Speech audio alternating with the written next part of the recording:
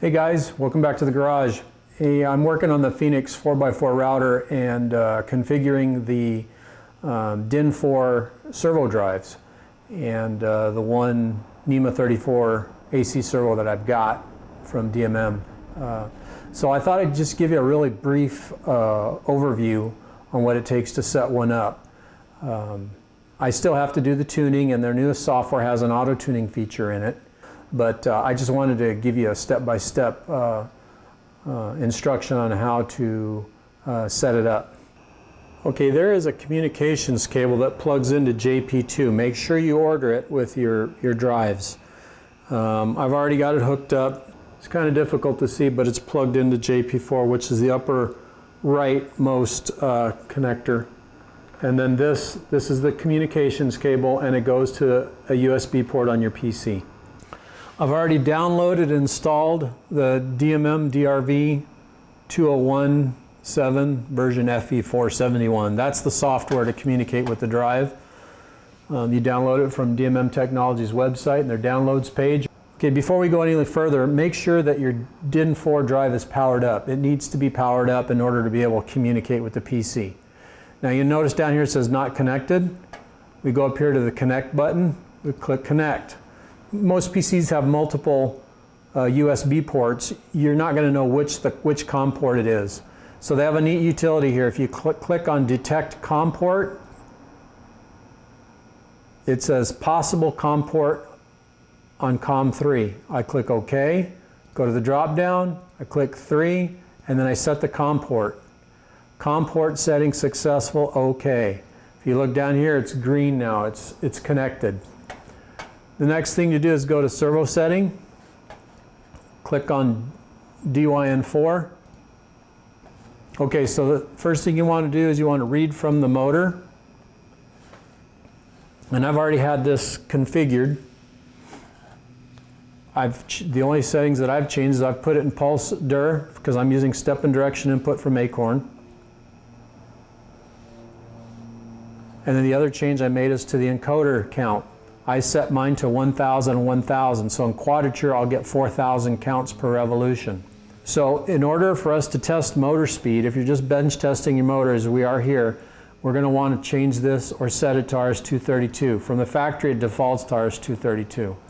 And we'll leave these at 1,000, and then we'll go ahead and save everything. So it's saving the parameters, all parameters saved. Now what we should be able to do is you click on this radio button, constant speed, and then you can slowly drag that slider and your motor should turn. And it is turning. I'll flip you around to it. Okay, now I'm dragging that slider very slowly, and you can see I'm turning it, and I'm running it up a little bit faster. That's about 2,000 RPM, and I'm dropping it down. Be careful not to run it real fast because it'll fault out. Okay? So there we've bench tested, and we've got communications. The motor's turning with the DYN4 drive, so we know that DYN4 servo drive and the motor are talking to each other, and the encoder's working, getting feedback to the drive, and all that's good. I want to point out the driver status. Here you'll see it says on position when you read from it, so it tells you that the servo's on position, meaning it's ready to go. I'm trying to turn the shaft and I can't turn it. The servo is locked right now. But if you had a fault, and I'm going to go ahead and fault this by just running this slider crazy fast. There it faulted. I'm going to bring it back down. Let's read from the drive and see what it says. Lost phase. So at this point, obviously, it's not locked now. I can turn the shaft. And it will not reset until I power it down. I'm going to power down the DYN4 drive. I'm going to wait a couple of seconds, and then I'm going to power it back up.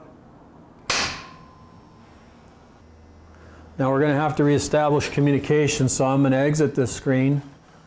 I'm going to go to connect. I know it's on COM 3, set the COM port, successful, go to servo setting, we're choosing DYN4, that's what we're working on. Remember to read, and we see servo's on position, it's in RS-232. I can click the constant speed radio button, and my motor's running again. All right? So basically, the only thing that I changed is I wanted to use 1,000 counts, which in quadrature I'll get 4,000 counts per revolution out, and that's what I'll set my motor revs in Acorn Wizard. Okay, that pretty much covers it. Just one more thing I want to show you. In this version of software, version FE471, there's an auto tuning feature here.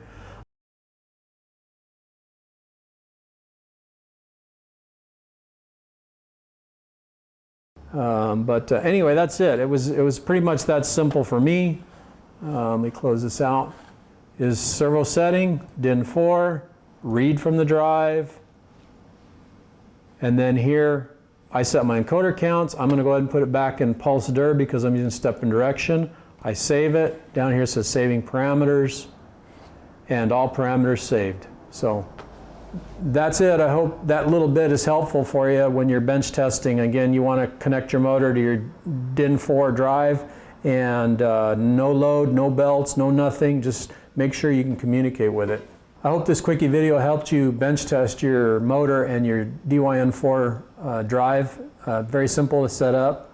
You can run that auto tuning feature after you've got your Acorn or your control software all configured, your machine's configured, your axis limits are set, your limit switches are set, your e-stops are all in place, the machine's pretty much ready to go, and the last thing you do is you want to fine tune it using this auto tuning feature.